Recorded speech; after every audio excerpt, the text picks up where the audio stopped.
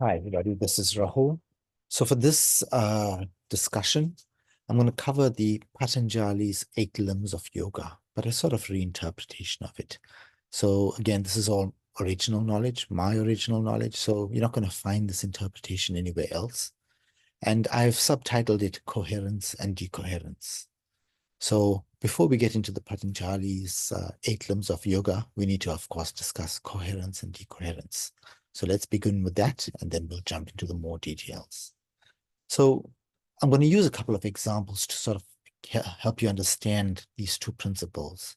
And I'm going to use the first one of light, a light bulb. I mean, you're familiar with that. You probably have it in your home, unless you're sitting in darkness.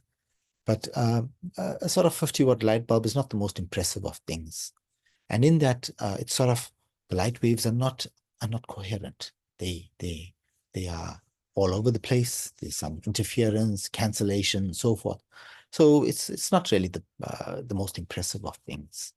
However, if you take that same 50 watts of light or light bulb and you make the light coherent, where all the waves are harmoniously in one direction, one flow, you get a completely different animal altogether. And a 50-watt laser, whilst it draws the same amount of power as a 50-watt light bulb, it's a completely different animal. It has the ability to burn a hole into steel, to etch steel, for example. So whilst these two are quantitatively the same, they are qualitatively two different animals. Even metal, you take a block of metal, just normal, regular old metal, steel, let's talk iron. And when it's decoherent, it's simply good for maybe a paperweight. It has no adhesive force. Uh, and so 1.5 kilograms of, of, of iron or something is good for a good paperweight. However, when you pass an electric current through it, and what happens is it gets magnetized, it becomes a magnet. And suddenly the 1.5 kilograms of metal becomes a completely different animal altogether. And in this picture, it has an ability, for example, to lift up a human being. And so in this example, from having zero adhesive force to being able to have between 200 to 500 kilograms of adhesive pulling force. So quantitatively the same. The atoms, everything is exactly the same. However, qualitatively a completely different animal. Then we can talk about coherence of action. And this one I'm going to use is Bruce Lee's 1-inch punch. So the 1-inch punch is a very, very coherent punch where you channel almost all your energy in a very, very harmonious, it's like a laser. You channel all this energy in a very, very harmonious motion. And you can see that it's just 1 inch is that much. But 1 inch, Bruce Lee is able to generate a high level of thrust from that 1 inch. And you can see that this human male here is falling onto his chair. I guess if I had to do that 1-inch punch, it's not going to be that more as coherent as Bruce Lee's one. But again, coherence of action. So I hope you get the principle of coherence and decoherence. And now we move on to a bit of the Yoga Sutras and the 8 limbs of yoga. So so the Yoga Sutras, this is what you're looking at, is the entire Yoga Sutras on one page. And these are essentially 195 or 196 aphorisms, very high level statements, not meant for your regular student. It's more for a teacher. And so first one says, and now we begin Yoga Sutras. Second one says, Yoga Chitta Vritti Narodaha, which means yoga is the cessation of the fluctuations of consciousness, and so forth. So there's a long set of statements, each one very, very deep in their understanding and knowledge. So it's not really meant for the average Joe. But in this Yoga Sutras, Patanjali unpacks an 8-step process. Now, I'm not I've not studied these in detail. I'm taking an engineer's view on this. And so these terms like yamas and niyamas, I essentially learned them a few weeks ago, a few months ago. And it's not like I'm an expert in it. But again, I'm going to use the engineer's mind to sort of unpack it. So, as I said, the second statement within the Patanjali Yoga Sutras is yogas chitta vritti nirodha. So, yoga is the cessation of the fluctuations of consciousness or fluctuations of mind. And if you look at the image behind, I've got a sort of an interference pattern, a ripple interference pattern. Okay. And this will go, I'll connect it back. I'll thread it back soon. So this image is one from Walter Russell, the incredibly brilliant genius, Walter Russell. And Walter Russell drew this picture, which shows sort of your left and right lobes being your thinking mind, whereas when you work from this spot, right over here is knowing mind. And I know I've had personal experience with working out of knowing mind. It's a super cool feel. But what I've also known is that it's quite difficult to remain in knowing mind mode. And sometimes I call it God mode. So what happens is with thinking mind in terms of how we compensate in existing in this material existence, the left and right lobes and hemispheres of the brain are firing all the time. So it's creating a whole bunch of interference patterns. And this is the fluctuations of the thinking mind, the frittis. And what you want to get to is almost the knowing mind is almost a supremely different animal altogether. It's working off a central spot, and it's working off a completely different, it's completely different qualitative set of criteria. Let's put it like that. So I guess for me, if I have to interpret it, Patanjali's eight-limbed process is the process of making the human body, mind system coherent. And I'm going to turn it into a laser. So let's move on. So this is my take on this eight-limb process. It's sort of it's a systematic program to establish human body, mind, spirit coherence. It's systematic, which means things have to happen sequentially for the optimal output.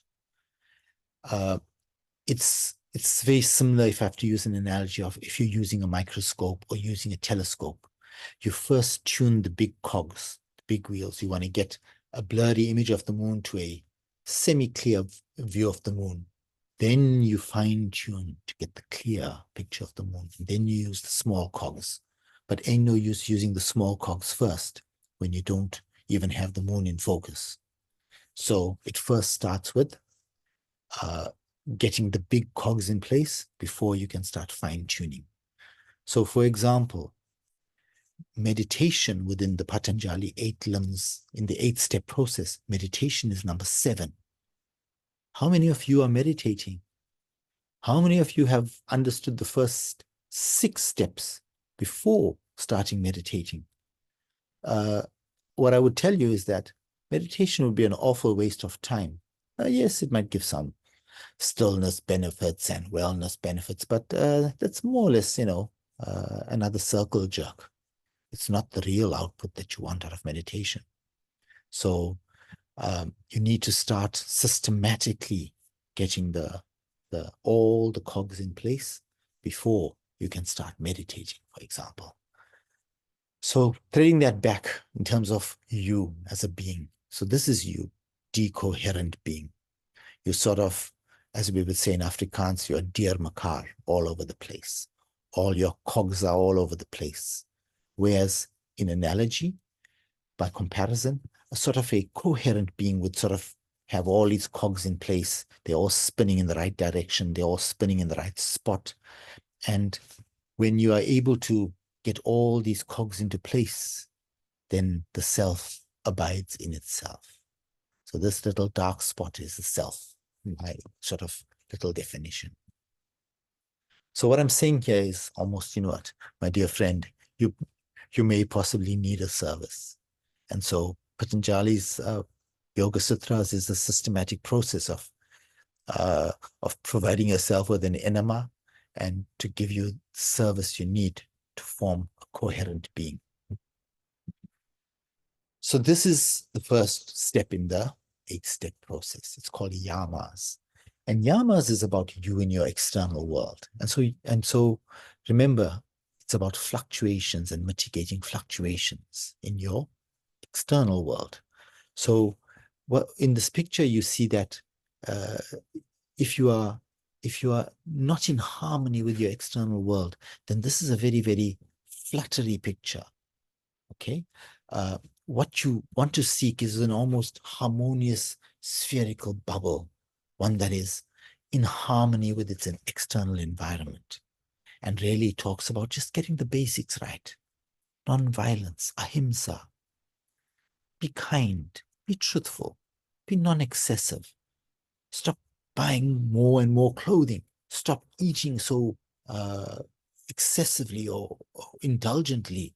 Be compassionate to other beings. These are very basic statements that we all can abide by. And so the first one is about establishing then a harmony with your external world. When there's a harmony, this fluttering picture becomes a more harmonious sphere. So as I said, I'm using a sort of a graphical analogy to take you through what I believe or what I've interpreted the Yoga Sutras to be. So let's talk niyamas. And niyamas is you in your internal world. So it's about, are you a decent being in your internal world? And no use fronting and acting all pious in your external world, but in your head, you're a completely different beast altogether. You know, you've got impure thoughts. You're excessive in your consumption of your internal things. And so it's very much about finding harmony within your internal world. And when you have harmony in your internal world, then the big cog and the smaller cogs are spinning nice and harmoniously. It's like a big gearing system. And so what niyamas are about is being pure in your thought, pure in your internal world. It's about being content in your internal world. It's about being non-excessive in your internal world. It's about self-study. And this self is the big letter S. It's about understanding not that little Freudian ego I, but the big cosmic grand I that you are.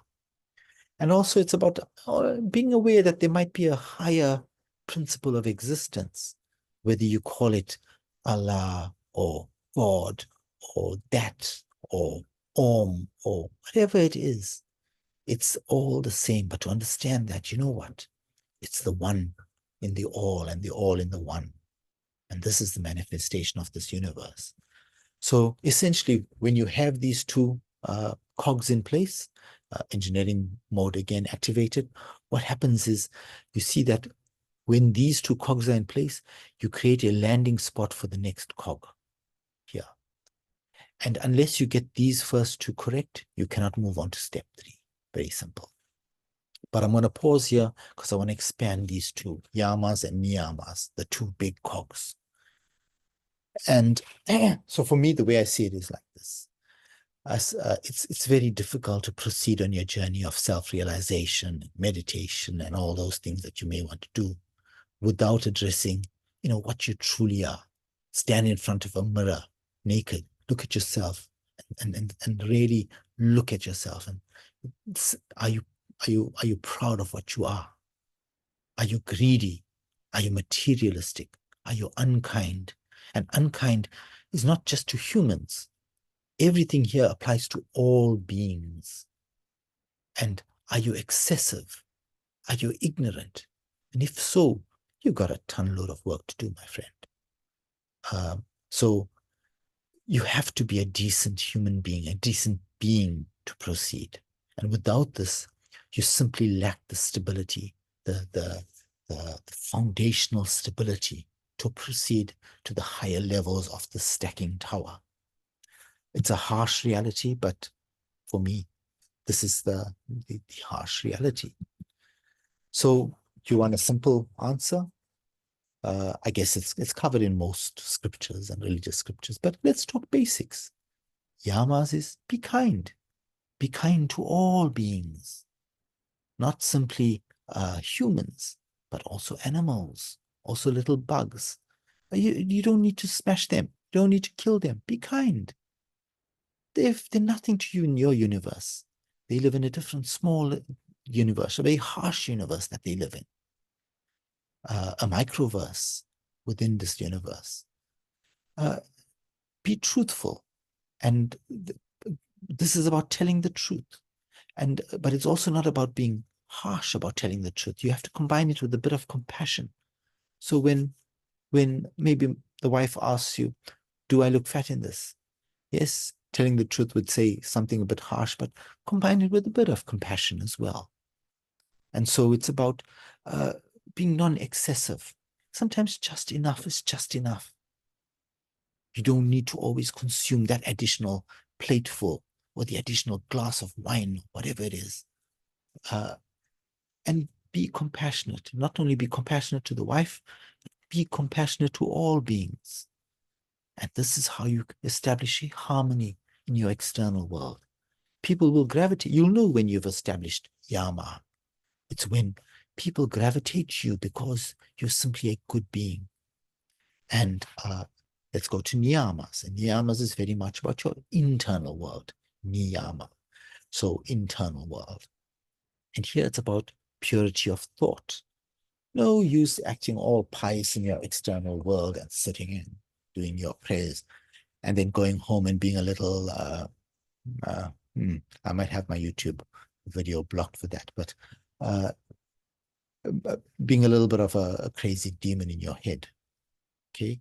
You need to be pure in your thought. You need to be content, be happy and grateful for what you have internally. And be non-excessive also in your internal world. Conduct some self-study. Understand that what is the self? Again, not the Freudian ego I, but the all great cosmic I, the divine source within you. And again, I said about this awareness of that there's a higher level of existence here. We are part of one big cosmic dance, one big cosmic play that goes on forever and ever. So the next one of this, the next step in the Patanjali Yoga Sutras is asana. And asana is all about posture, about body posture. Now, I'm going to say it like this. There's sort of, if you go into posture, you go into yoga posture, and there's hatha yoga and all these different Iyengar yoga and so forth. And these are basically postures that do help with establishing body-mind system coherence. But if you want to follow the shortest path, the shortest path is simply to understand one of the key asanas, which is sitting up straight, head, neck, and trunk, all in a straight line. And the ability to sit in that position for an extended period of time, between 30 minutes to 45 minutes, without having niggles in the back and without having wriggles in the body. And it really, for that, it means you build up the body conditioning. But once you build up the body conditioning, you are able to then sit in silence for an extended period of time. And so in this picture, when I overlap this third bubble, the new landing spot for this circle, you get this now picture here, which is now the third layer. So yamas, orange is niyamas, and now yellow is asanas. Now, let's move on. Once you've established asanas, as I said, the shortest path, learn how to sit up straight and without too many wriggles and niggles. Once you've done that, you are now ready for mind system coherence. So the first three for me are more or less body system coherence. Now you're ready for mind system coherence. And in mind system coherence, the first step is pranayama. Pranayama is to use the breath to achieve stability of mind. Now, I draw a big distinction between breath work and pranayama. Breath work for me is a sort of Western bastardized version of pranayama. It focuses purely on breathing and sort of, I would say, jigging your body system. Whereas pranayama is a bit more spiritually subtle. It's about harnessing the life force energy, not just oxygen. Oxygen is one thing, but you are actually breathing in life force energy, the electricity of the universe. And the way you harness it and bring it into your system, how you distribute it within your system, it's a subtle art. It's an art form that once mastered, gets you to the right state that builds on that next step, onto the next step, to the next step, to get you to meditation. But essentially, pranayama is the system of using your mind, your breath, to control your body, to control your mind. And why do you need to establish this? Well, you see, at the higher ends of meditation, what you are actually doing is you are shutting down your body mind complex. And this is shutting down your parasympathetic system, your autonomous system. So these are your big energy consumers in your body. The body itself is a huge consumer. The lungs, the heart, the nervous system, all these things consume a lot of energy. And then the mind is a huge consumer of electricity, of energy as well. But we believe that we are unable to control our autonomous system. This is completely not true. It is very much possible. Have a look at what Swami Rama did.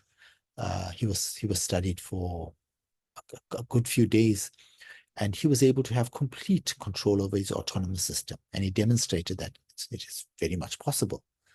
And so, essentially, you are approaching near death during the process of high level meditation. You are dipping into the abyss. So only once you are able to breathe and use the breath are you able to get into a stable mind to withdraw your senses. And so now adding back to my sort of flower of life picture, now you've got these set of 6 bubbles that fit into this smaller circle. And so now you've stacked the 4th stack of this tower. That is pranayama. Then we get to pratyahara. Pratyahara, if you look at I would say your nervous system sort of grows outwards, and it's all about consuming. It's about consuming via the senses. And what you want to do in pratyahara is willfully withdraw these senses. Another big consumer of energy, another very big consumer of thought as well.